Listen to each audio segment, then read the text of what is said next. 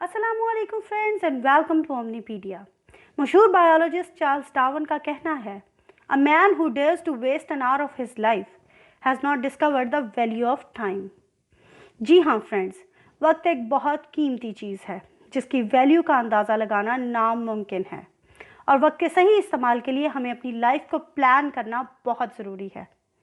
Friends, हम अपनी daily life को दिनों, घंटों और मिनटों में तकसीम करते हैं, लेकिन क्या आप जानते हैं कि वक्त को तकसीम करने का ये तरीका 2000 BC में समरियंस ने इंट्रोड्यूस करवाया।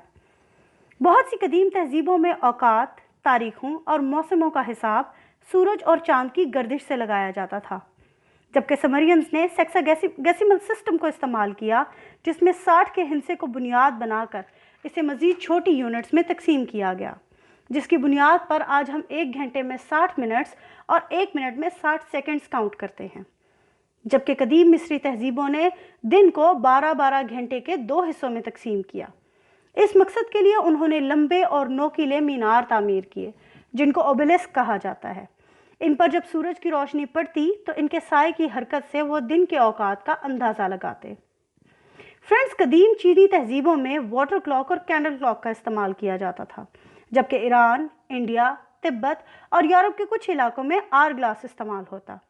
इन तमाम तरीकों में से आर ग्लास का इस्तेमाल सबसे ज़्यादा फेमस हुआ। ये दरअसल शीशे के 2 बल्ब से बना हुआ एक इक्विपमेंट होता है, जिसके एक हिस्से में रेत या इस तरह का कोई और सब्सटेंस भर दिया जाता है।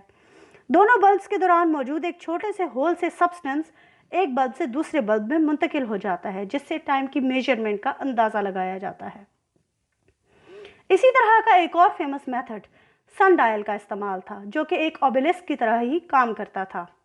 सन डायल आज की घड़ियों के डायल का करीब तरीन इक्विपमेंट था, जिसमें डायल के सेंटर में मौजूद रॉड घड़ी की सुइयों की तरह हरकत करता था, लेकिन यह मेथड ख़राब मौसम में काम करना बंद कर देता था।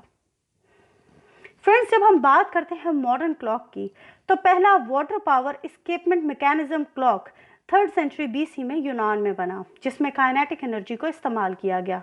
इसको लेटर ऑन 11th सेंचुरी में गियर्स से रिप्लेस कर दिया गया। बैलेंस व्हील से बने मैकेनिकल क्लॉक 14th सेंचुरी में मुतारिफ कराए गए, और ये इस वक्त तक की सबसे बेस्ट टाइम कीपिंग डिवाइस थे। मैकेनिकल क्लॉक्स की मोनोपोली को 1656 में पेंडुलम क्लॉक्स ने ख़त्म किया, जिनमें मेन स्प्रिंग का इस्तेमाल होता था, और इसके साथ साथ पॉकेट वॉचेस भी वजूद में आ गई। फ्रेंड्स, 1930 तक पेंडुलम क्लॉक सबसे एक्यूरेट माने जाते थे, जबकि दूसरी जंग अज़ीम के बाद एटॉमिक क्लॉक्स बने, और आखिर 1960 में माइक्रो इलेक्ट्रॉनिक्स ने मशहूर ज़माना क्वार्ट्ज क्लासिक्स को, जो कि कॉम्पैक्ट भी थे और बनाने में आसान भी, इंट्रोड्यूस करवा दिया। इस टेक्नोलॉजी में मज़ीद तरक्की के बाद क्वार्ट्ज ऑस्किलेटर्स ने दुनिया के सबसे डोमिनेंट टाइप कीपिंग डिवाइसेस यानी रिस्ट वॉचेस और क्लॉक्स 1980 में इंट्रोड्यूस करवा दिए।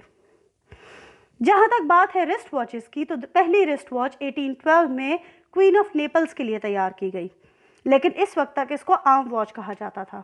इस ज़माने में औरतें रिस्ट वॉच का, जबकि आदमी पॉकेट वॉचेस का इस्तेमाल करते थे।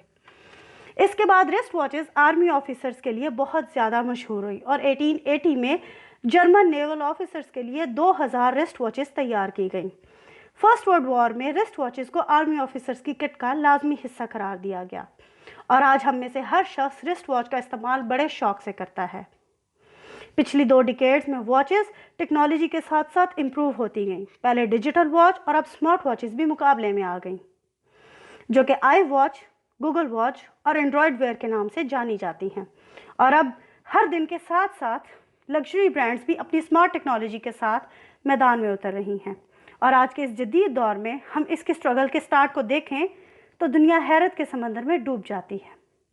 अब तक के लिए बस इतना ही। हमारी वीडियो को लाइक करें, शेयर करें, और जिस चीज़ की हिस्ट्री के बारे में आपको जानने की ख्वाहिश है, हमें कमेंट सेक्शन में ज़रूर मेंशन करें। हम अपनी आने वाली वीडियोस में इसको कवर करने की कोशिश करेंगे।